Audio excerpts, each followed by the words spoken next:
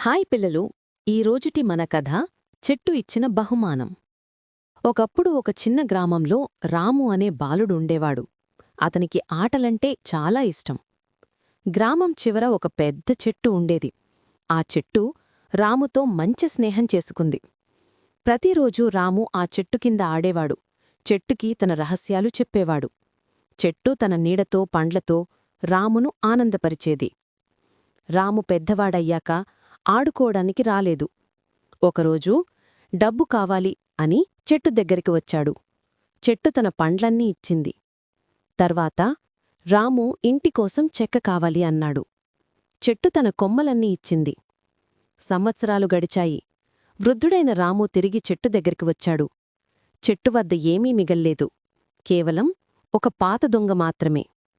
రాము చెట్టును చూసి, నాకు కూర్చోడానికి ఒక చోటు కావాలి అన్నాడు. చెట్టు సంతోషంగా తన దుంగపై కూర్చోమని చెప్పింది. ఎంత ఇచ్చినా తగ్గిపోని ప్రేమ, అదే నిజమైన స్నేహం. మనకు తోడుగా ఉండేవారిని గౌరవించడం, కృతజ్ఞత చూపించడం మన జీవితంలో అతిపెద్ద సంపద. అంతే పిల్లలు, మన కథ అయిపోయింది. మీకు ఈ స్టోరీ నచ్చినట్లయితే లైక్ చేయండి, షేర్ చేయండి. కింద రెడ్ కలర్లో కనిపిస్తుందా సబ్స్క్రైబ్ బటన్ ప్రెస్ చేయండి. రేపటి వీడియో కలుద్దాం. ఉంటాను.